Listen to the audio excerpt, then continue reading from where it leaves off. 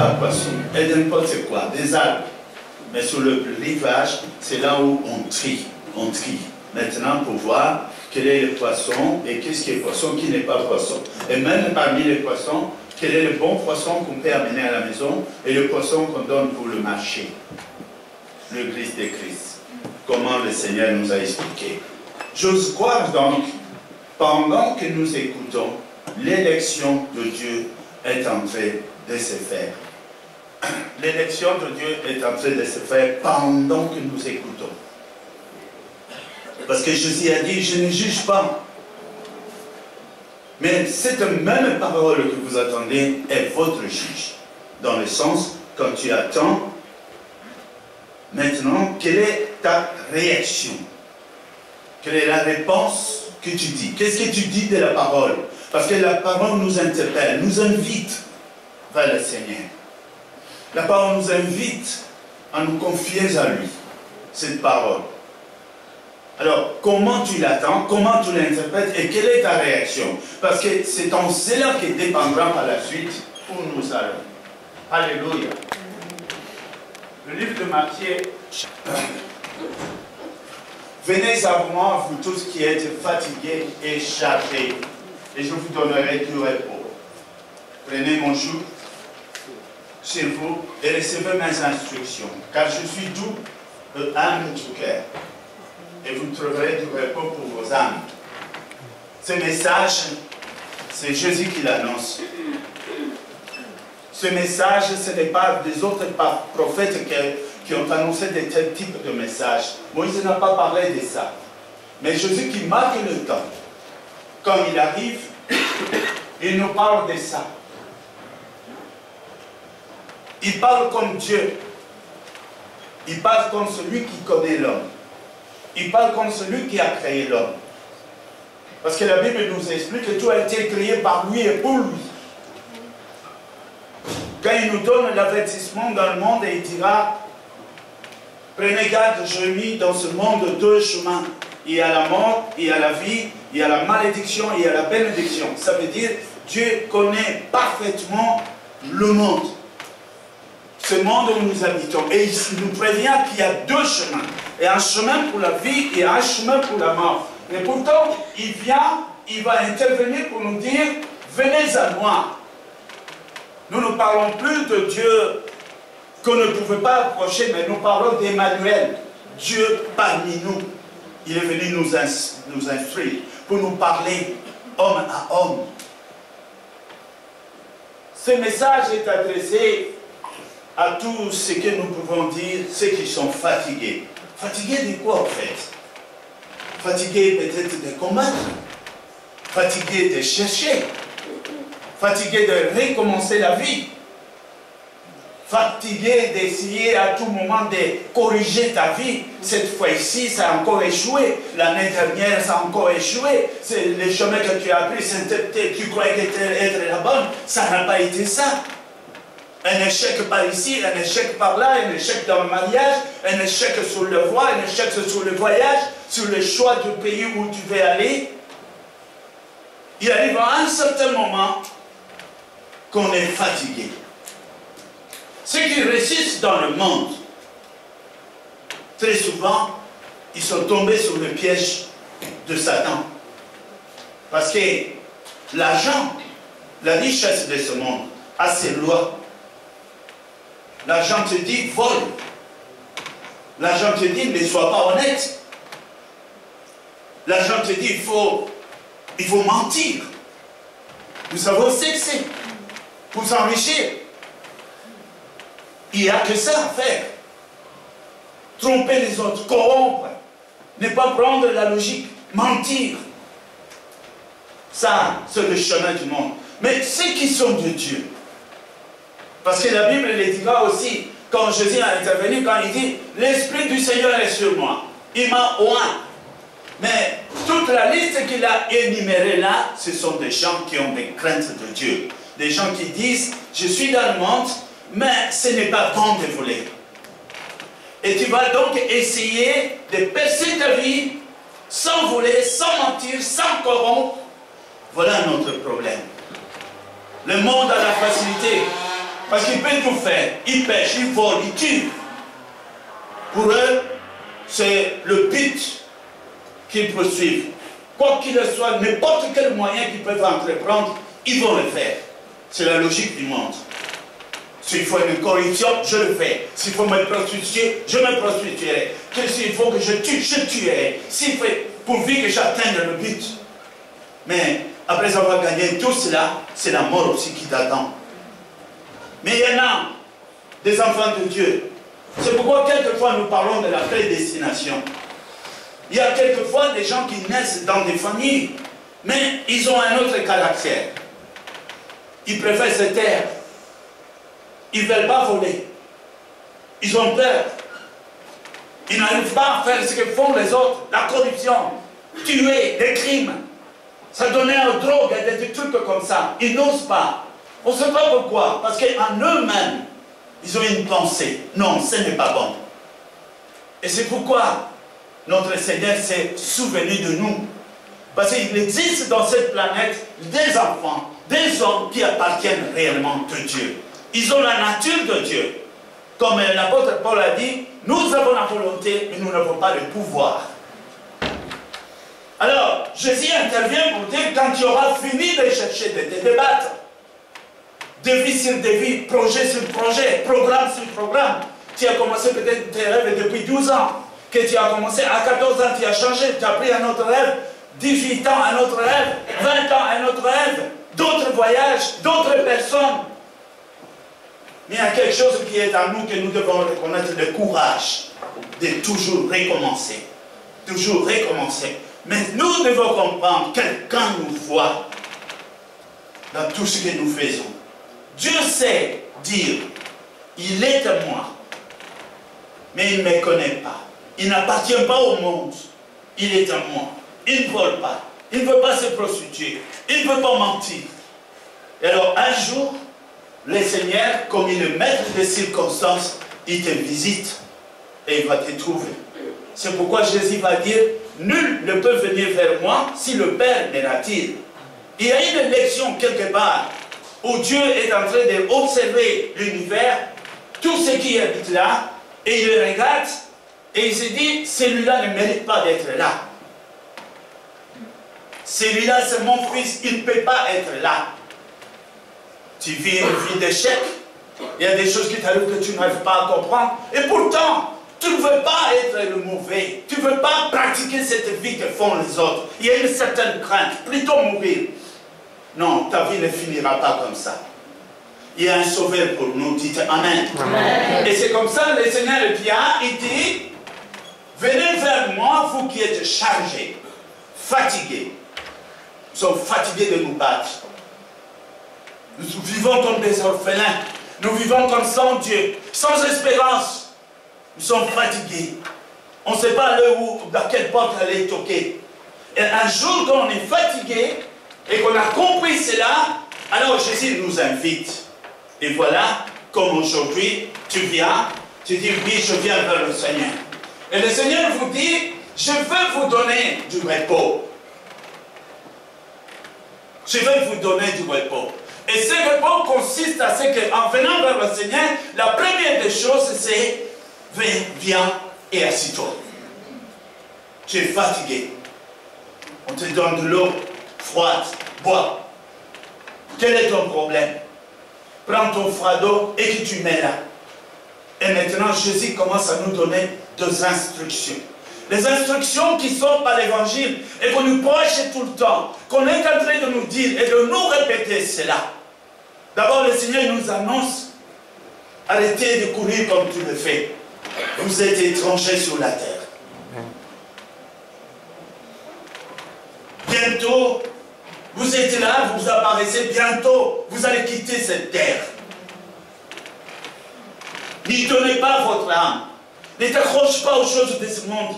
Souvenez-vous, où sont ceux qui sont nés avec vous? Où sont vos parents? Où sont les héros d'Adam? Où sont les plus forts? Où sont les riches de ce monde? Où sont ceux qui étaient plus belles, les beautés, les reines? Où sont-elles?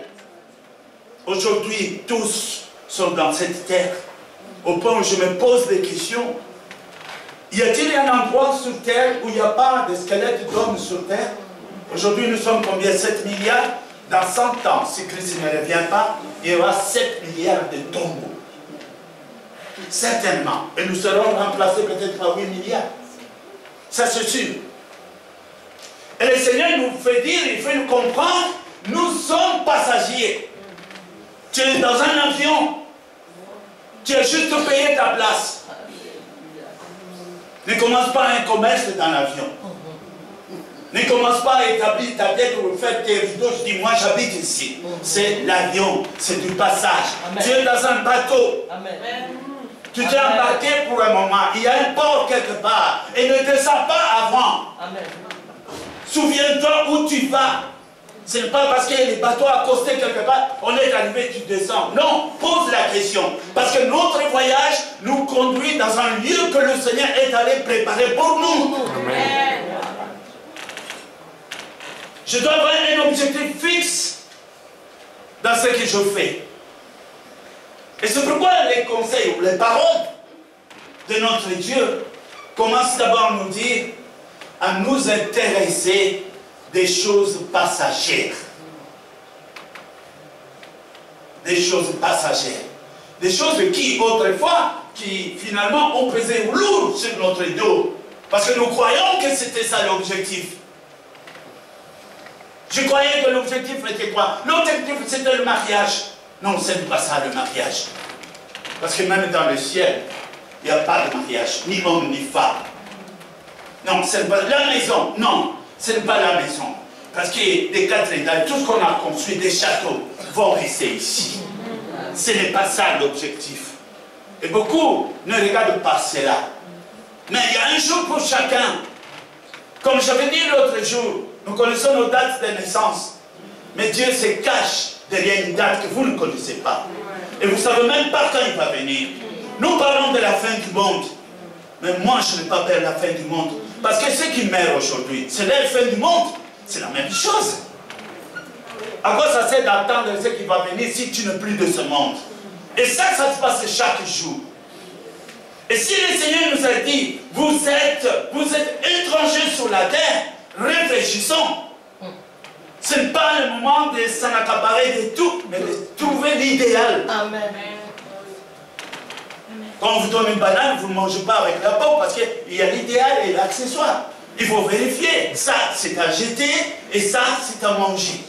Dans tout ce que nous voyons dans le monde ici, oui, tout est bien, parce que la Bible dit tout est sanctifié par la prière, mais tout n'est pas utile pour nous. Il y a des choses que nous devons regarder, c'est bon, mais ce n'est pas pour ça que je suis venu. La parole de Dieu, ce livre nous parle d'un avenir qui vient.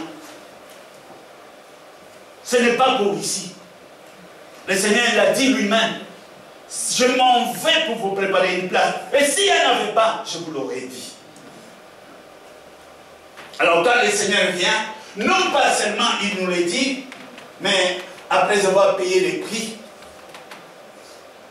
le prix de notre mort. Nous tous, nous méritions la mort, chacun pour sa part. Donc je ne pouvais même pas sauver ma mère. Si ça me prenait, je dis, bon, je vais donner ma vie pour que ma mère soit sauvée. Ils vont me dire, oui, mais toi-même, tu dois d'abord mourir pour ton péché.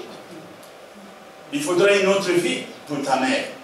Mais je n'ai pas, alors ta mère mourra pour ses péchés. Chaque homme devrait mourir pour ses péchés. Il a fallu qu'un juste, celui qui n'a pas péché, soit condamné à tort à la mort pour que la justice de Dieu réclame, à cause de la mort de cette innocence, plusieurs pécheurs. Parce que le monde a été jugé et condamné par la faute d'un homme, et c'est ainsi aussi dans la justice de Dieu, plusieurs seront sauvés à cause de la justice et du sacrifice d'un seul. Et cet homme, c'est Jésus. Jésus qui nous parle ici. Prenez mon joug. Il dit, occupe-toi de ce qui me trouble, ce qui est dans ma pensée. Et moi, je vais m'occuper de toi. Pourquoi? Parce que nous vivons. Tu sais que dans la logique des choses, quand on reçoit le baptême, bon, je suis sauvé, je n'ai plus de péché. Normalement, une échelle devait descendre tout de suite pour me prendre. Et je fais au ciel. Donc, recevoir le baptême, c'est mourir après et tu t'en vas. Mais Dieu nous garde sur terre pour un but. Ce n'est pas pour que nous continuions dans notre ancienne vie. Non. Mais il nous garde pour que nous puissions être des instruments. Des instruments que lui-même va utiliser afin que d'autres frères, d'autres sœurs puissent être sauvés. Quand le Seigneur utilise les hommes pour prêcher les autres hommes. Il utilise les femmes pour prêcher d'autres femmes. Et c'est pourquoi il te garde en vie. Mais puisque tu es là, il pourvoira. Que tu ne manques de rien au point où tu es encore volé et que la honte revienne à ton Dieu. Mais il ne permettra pas non plus que tu sois tellement riche que par la l'ivresse de l'argent que tu abandonnes Dieu. Tu es plus précieux que lui, que l'argent, que l'or. Il a donné sa vie à cause de toi. Dites Amen. Amen. Et la Bible dit dans la piété, si je peux m'habiller et si je peux manger, cela est bon. Nous nous contentons de peu parce que je sais que je suis étranger. Il y a un moment où je vais me défouler, ça je sais. Les jours où je me fais me trouver dans le royaume des cieux. Mais quand Jésus nous sauve, quand il vient et qu'il se révèle à toi, tu as entendu la bonne nouvelle, tu t'es repenti, tu as demandé pardon à Dieu, tu as réalisé que par toi-même, tu ne peux rien. Tu ne pouvais pas obéir. Tu aimais la loi, tu connais la loi, mais tu réalises que tu ne peux pas obéir. Tout simplement parce que la loi est trop forte pour nous. Tu as réalisé. Et du coup, tu t'es dit, j'ai besoin d'un sauveur. Tu as réalisé cela. C'est pourquoi tu as confessé le Seigneur Jésus. C'est pourquoi tu es venu dire, Jésus, tu es mon Seigneur et tu es mon sauveur. Et Jésus alors, étend sa main et te reçoit. Et le symbole de cette acceptation, de ces contrats, a été fait par les eaux de baptême. Mourir quant à la chair, mourir quant au monde, et naître de nouveau quant à l'esprit. C'est pourquoi maintenant la Bible dit, ton mariage avec le monde a été rompu. Ceci permet à ce que tu appartiennes à un autre. Et cet homme nouveau, le nouveau mari que nous prenons maintenant, il s'appelle Jésus-Christ. Nous nous trouvons donc dans une nouvelle situation où la Bible dit, nous sommes invités à prendre conscience de notre nouvelle situation, notre nouvelle appartenance, notre nouvelle vie par rapport à ce qui a été. Parce qu'on ne peut pas continuer de la même manière. 2 Corinthiens 5,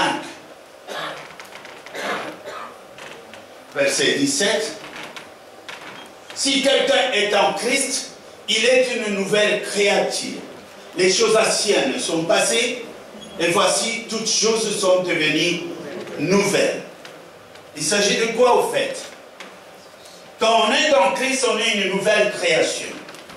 Les choses anciennes sont passées. Les fardeaux anciens sont passés. Les soucis anciens sont passés. Tout ce qui me troublait à l'époque, toutes ces choses-là sont passées. Pourquoi? Parce que, voici, toutes choses sont devenues nouvelles. Mais il y a un problème. Il y a un problème. Le problème est lequel? C'est que le cerveau, et dans ta conscience, tu es habitué à ton ancienne prison. Au point où même, j'ai vu des moutons qu'on a ligotés, qu'on a liés pendant longtemps dans le voyage. Après, on les délie, il ne veut plus partir. Il ne croit pas qu'il est libre. Il reste là, il dit non, c'est pas possible. Moi, je suis prisonnier, je ne peux pas me lever. Donc, le problème pour ces moutons, c'est renouveler l'esprit de son intelligence et de se réveiller pour s'adapter à la nouvelle situation. Si j'étais à l'époque, j'étais moi-même, sans Dieu, sans Christ, sans espérance, avec tous mes péchés, et qu'aujourd'hui je deviens une nouvelle création. D'ailleurs, la Bible dit quoi? À tous ceux qui l'ont reçu, il a donné ainsi le pouvoir de devenir enfant. Le pouvoir de devenir enfant. Et la Bible dit aussi, tous ceux qui sont conduits selon l'Esprit de Dieu sont fils de Dieu. Amen. Il suffit seulement que je m'arrête un moment de ma vie et que je réfléchisse. Si je suis fils, admettons que je suis le fils du propriétaire de la maison. Je suis héritier. Je commence à voir des choses autrement. Je commence à penser autrement.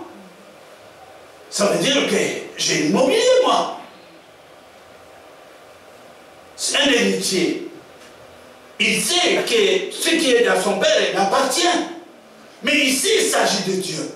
Dieu dit, vous êtes mes fils. Donc, si je suis le fils de Dieu, je suis héritier.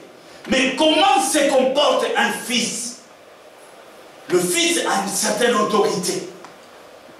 Autrefois l'esclave, aujourd'hui je suis là, le fils de la maison. Il faut que maintenant je prenne d'autres attitudes, d'autres autorités, d'autres façons de voir les choses, une autre façon de parler. Il faut que les choses changent. Alléluia. Amen. Je bénis Dieu. À cause de cette réflexion, vous savez, il s'agit de qui? De Dieu. Un jour, je donnais un témoignage, mais ça m'est arrivé 2 fois dans ma vie. Si je parlais de l'un, je vais parler de l'autre. Oui.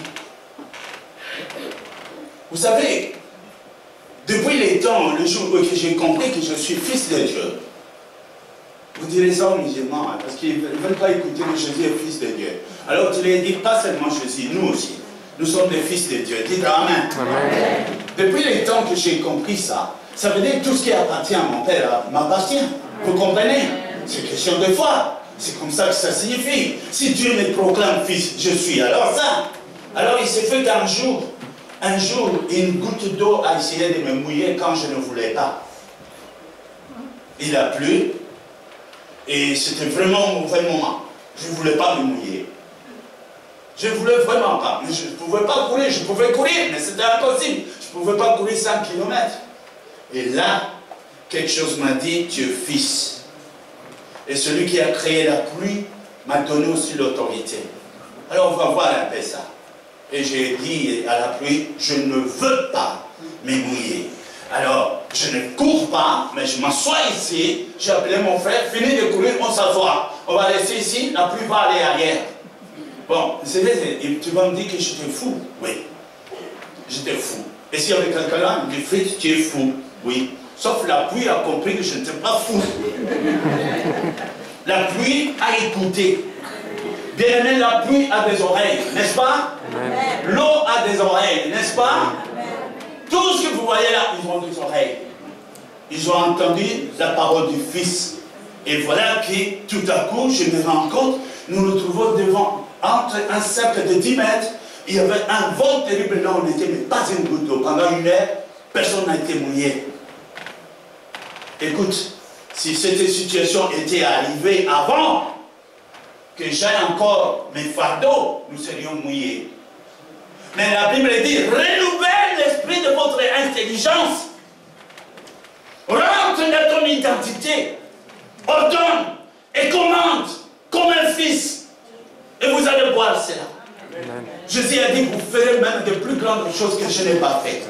Et vous le ferez. Parce que je suis en vous, vous en moi, comme moi je suis avec le Père, et le Père est avec moi, et moi je serai avec vous, et nous serons un. Voilà la promesse. Et aujourd'hui, les enfants de Dieu ne réalisent pas ce que le Seigneur nous a donné. Et surtout, à quel prix qu'il a donné. Il ne pouvait pas le donner s'il n'avait pas donné de sa propre vie. Son sang a coulé. Il a expiré, il a dit à Père, tout est accompli. C'est à cause de ça que son nom a été élevé. C'est à cause de ça, par lui et en lui, nous devenons fils de Dieu. Et c'est ce que nous sommes. S'il y a quelque chose qui ne marche pas, ce n'est pas la parole de Dieu qui serait en défaillance. C'est notre interprétation. C'est exactement ce que je vous dis là. Quelqu'un, il était lié. On te dit à part. Et puis il continue à dire, je suis lié. Tout simplement parce qu'il dit non, c'est pas possible. Je fais 10 ans comme ça, je suis encore là. Je n'ai pas lié, je ne bouge pas. Non. Les choses ont changé. C'est pourquoi nous sommes appelés.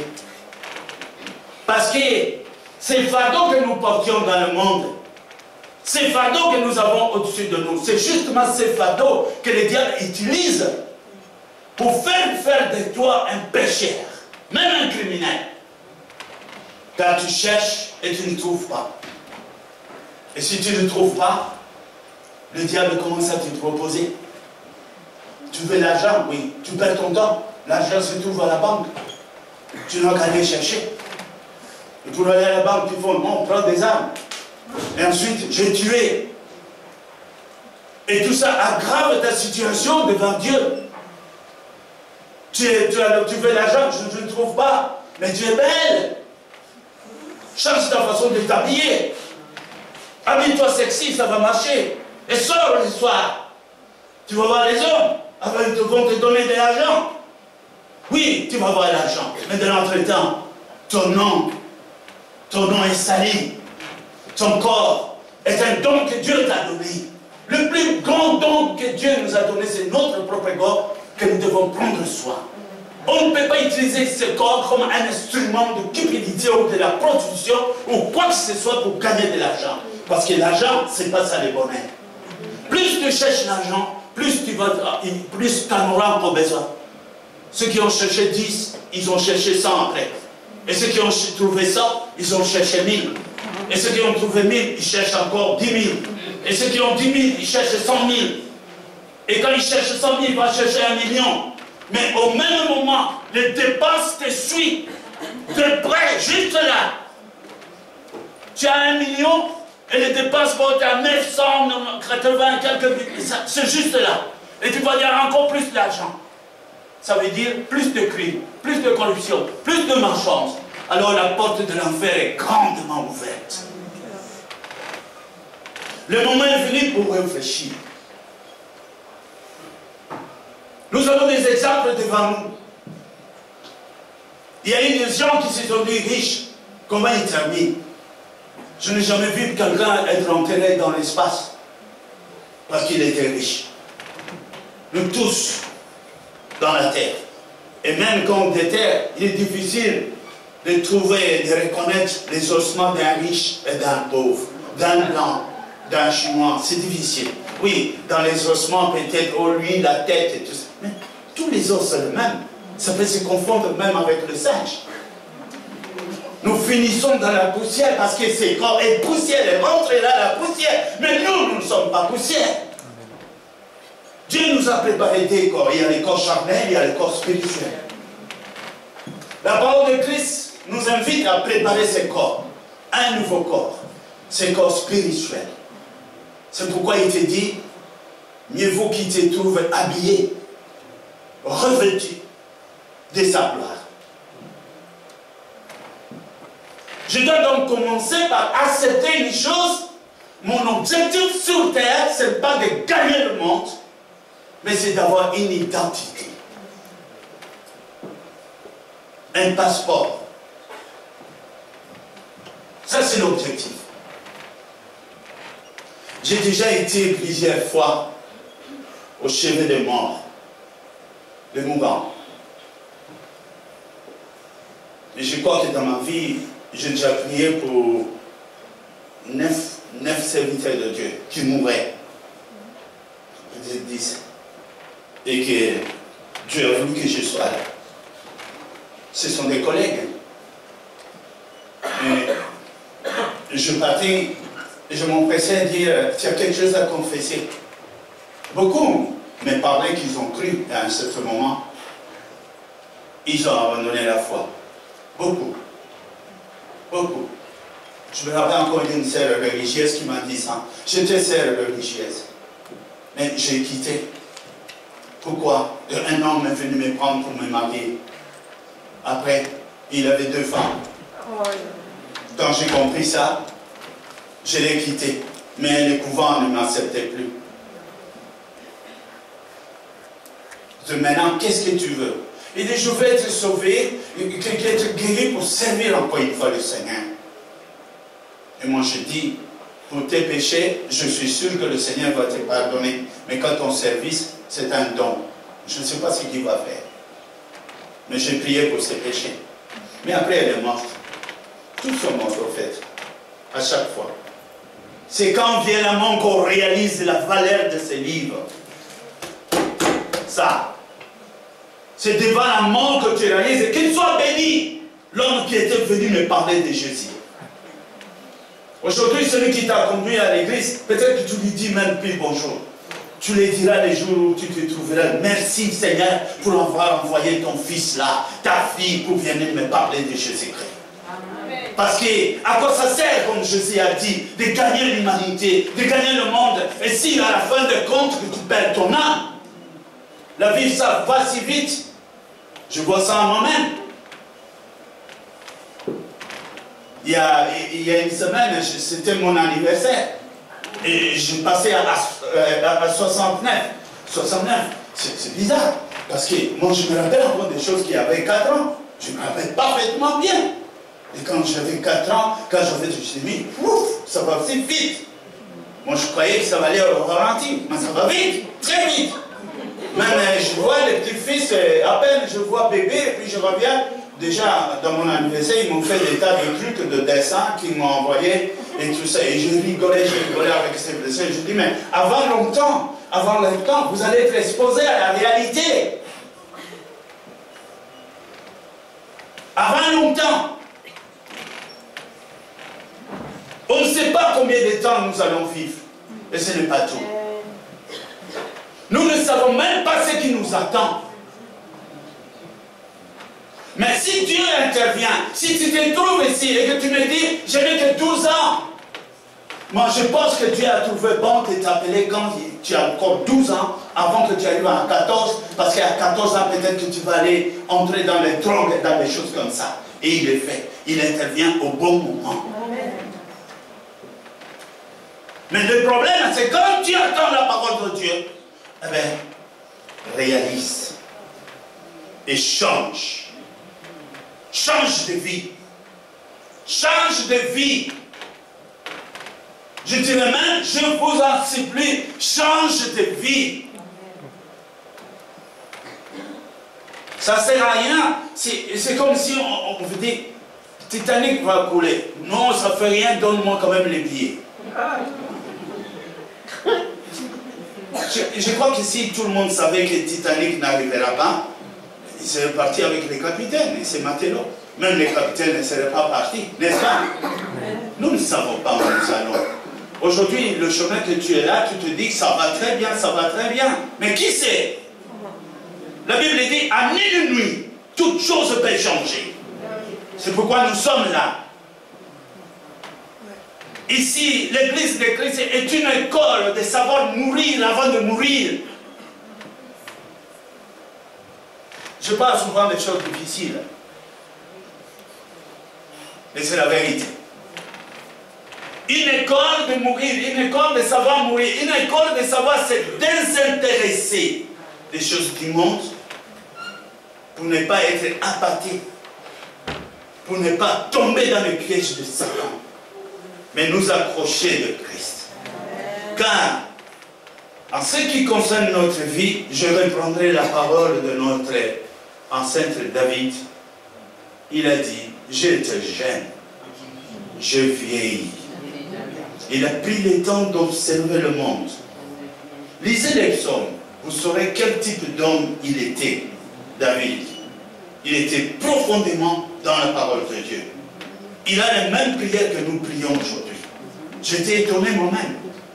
Mais il dit, j'étais jeune et je vieillis.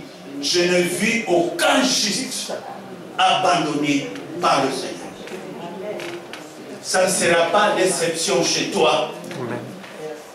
Ça ne sera jamais l'exception chez toi. Ne crois pas, mais moi je suis une autre personne. Non! Dieu t'aime. Amen. Nous devons nous conformer à la parole de Dieu. Il y a un lieu où devons-nous être. Ça, c'était le monde. Le Seigneur dit, pas ici, mets-toi là. Alors, je viens ici. C'est ici que coule sa bénédiction. En Christ. En Christ. Dites en Christ. En Christ. Dans Christ. Dans Christ. C'est là où ça se cache. Si tu viens là, tu es béni. Les gens qui sont à Christ, ils gagnent peut-être peu, mais ils savent que le peu qu'ils ont, ça va jusqu'au bout du mois. Croyez-moi. Le peuple Israël, il ramassait de la manne au désert. La Bible dit, ceux qui ramassaient trop, n'en avaient pas trop. Et ceux qui ramassaient peu, ne manquaient de rien. Parce que le Seigneur pourvoit. Tu sais, ce qui peut changer la vie d'un homme, c'est l'objectif qui se fait. Amen. C'est tout. L'objectif. Si tu viens ici et tu dis, mon souci, je dois aller au ciel, on verra ça. Tu vas chercher des choses qui parlent de cieux. Tu vas écouter des choses qui parlent de cieux. Tu vas obéir à des choses qui te conduire au ciel. Et tout ce qui sera de cieux, tu vas être intéressé. Mais si quelqu'un entre ici et dit, moi je viens chercher l'argent, on va le voir aussi. On va le voir. Si tu perds quelque chose dans le chemin, admettons que tu perds ta mallette. Ah, justement, je crois que c'est tombé sur la route. Je vais aller chercher. Qu'est-ce que tu vas chercher? Si ta mallette était blanche, les cerveaux photographient ça, tout objet blanc, suspect. Alors, ça va te conduire dans tout ce qui est blanc. C'est la même chose que tu viens ici, tu peux t'asseoir à côté de moi, moi je cherche le royaume, et toi, tu es dans le monde. Nous ne cherchons pas la même chose, nous n'avons pas les mêmes objectifs, et nous n'aurons pas le même moyen de marcher. Quand moi je dis cette parole est bonne, tu diras, non, pas celle-là, j'attends une autre. Amen. Celle-ci m'amène ailleurs. Moi, je cherche l'argent. L'argent! C'est ce que je cherche. Alors le diable ne va pas tarder, il va venir. Tu veux l'argent? Oui, déshabille-toi. Change d'abord de vêtements. Ensuite, mets-toi dans la rue.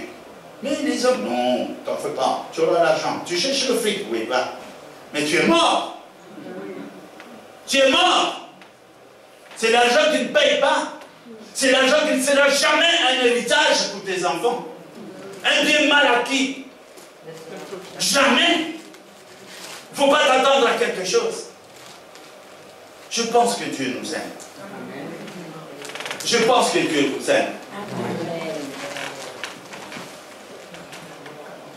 Nous le faisons aussi par amour pour Christ. Parce que je vais dire à Jésus une chose. Je vais lui dire, je vais dire à Jésus, Jésus, tu n'es pas mort pour rien. Même si le monde te rejette, mais moi je t'accepte. Et je sais que dans la tristesse, parce que chaque jour quand le monde, les gens se perdent, Dieu est dans la tristesse, ça ne lui fait pas plaisir. Mais à chaque fois qu'un seul est sauvé, à cause du sacrifice qu'il a fait, il se réjouit. Et Dieu a dit, pourquoi mourriez-vous? Pourquoi voulez-vous détruire votre vie? Dieu vous a appelé pour l'éternité. Et vous voulez arrêter votre vie pour une goutte d'eau. Pour une goutte d'eau. Regarde autour de toi. Regarde dans ta famille. Il n'y a pas eu d'effort. Il n'y a pas eu d'incrédule. Il n'y a pas eu de gens qui ont refusé Dieu. Et quelle était leur fin? Comment ils sont morts? Un chrétien, quand il rentre son âme, la Bible ne dit pas qu'il meurt, mais il dort, il se repose. On sait reconnaître le visage d'un chrétien. Mort, un cadavre, mais tout souriant, comme s'il n'était pas mort. Mais les gens qui n'ont pas Dieu, ils voient l'enfer avant d'aller là-bas. J'ai déjà vu ça. C'est terrible à soutenir le visage, comme s'il voyait je ne sais pas quoi. Mais c'est l'enfer. Que cette erreur ne nous atteigne pas. Dites Amen. Amen. Je vais dire ici, je crois que nous pouvons prendre une décision. Parce que tu dis comment faire. Mais le Seigneur nous a parlé et il veut aussi que nous lui parlions. C'est au travers de la parole que Dieu nous parle et au travers de la parole que nous serons sauvés. Parce que la Bible dit tout est dans ta bouche. Tout c'est dans ta bouche. Ce n'est pas question, pasteur, viens faire un miracle. Non, ce n'est pas ça. Ce n'est pas ça. Mais tout est dans ta bouche. Si tu crois dans ton cœur ce que dit Jésus, et si tu crois vraiment, alors la Bible dit, à partir de ce moment-là, il te pardonne. Et si tu confesses de ta bouche, alors tu parviens au salut. Et le salut, tu es dans le chemin du royaume. Alors, dois-je te demander ceux qui veulent aller en enfer, comme ça je prie pour eux, ils vont prendre les raccourcis. Je crois qu'il n'y a personne, n'est-ce pas? Mais nous voulons aller au ciel. Lèvons-nous. Au nom de Jésus.